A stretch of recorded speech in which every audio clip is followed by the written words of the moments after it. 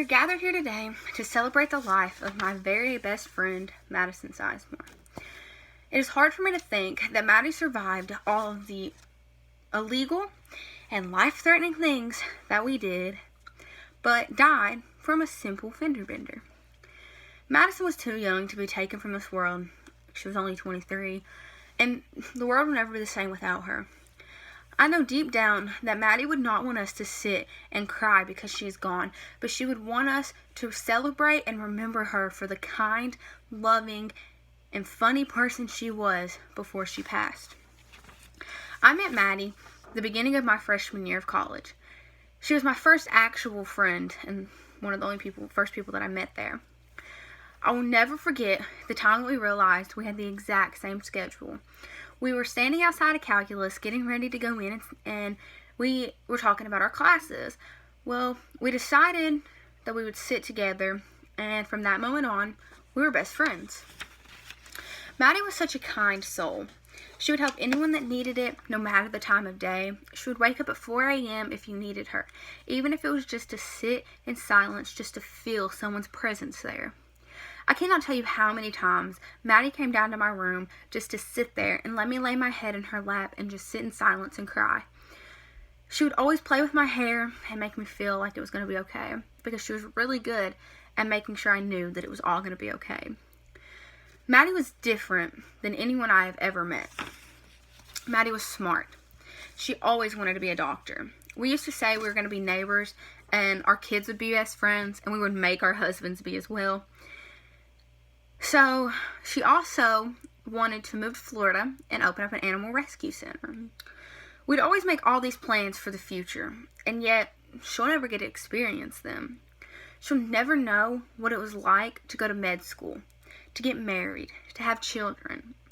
She'll never even know the joy that she brought upon this world just by being in it. I will never forget the look on Maddie's face when she got her acceptance letter to the University of Pikeville's med school. I've never seen that much joy in someone's eyes before. She knew at that very moment that it was all worth it. All the staying up late to finish homework, all the studying until 4 a.m., even though she has a 9 a.m. class. But she was so much more than that, though. Maddie was one of the funniest people I know. There was never a bad time when she was around. I could be having the worst day, and from the time that she came around, it just instantly got better. She lit up every room that she walked into, and she made everyone's life even just a little bit better. From our countless dance parties to late night drives to God only knows where, Maddie blessed my life in more ways than anyone could ever imagine. She was my shoulder to cry on every time I needed her to be. And she was there as my anchor to keep me from giving up whenever life got hard. I do not believe that someone will ever take the place that she had in my life. And I know that there will always be a hole in my heart where she is supposed to be. I could stand here and I could tell you every memory I had with Maddie, but I would be here for days upon days.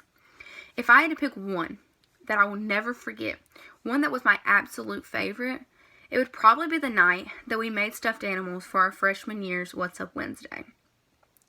I keep the dragon that I made beside me every day because she wrote a letter on the back of its shirt.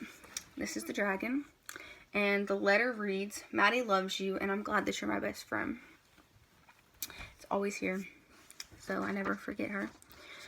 The night started with us hanging out with different people, and then we went to go make the stuffed animals. We made the animals, went back to my room to write letters on the back of their shirts. But after we did this, we went to the lounge and we played pool for a couple hours, and then we went to the plaza and we danced on the plaza for hours. I'll also never forget my 21st birthday. We ended up going out of town to celebrate it since it was finally the end of my childhood.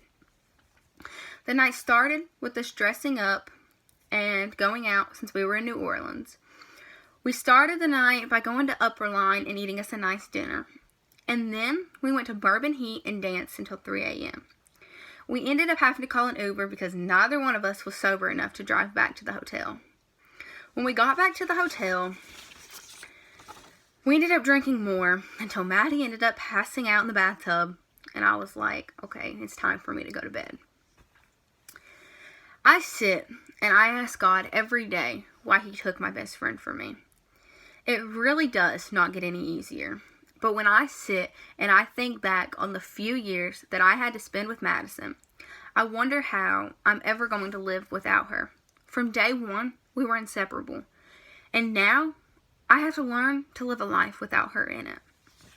Although I know she's going to be watching over me from heaven and guiding me down all of the right paths for the rest of my life, I also know that it will never be the same without her here. I know that she's going to be at my wedding and there with me through all of my major milestones throughout my life because she's always going to be in my heart. I do not think anyone could have made my life any better, and I thank God every day that He blessed me with such an amazing person to be in my life because she was and she always will be my better half. Thank you.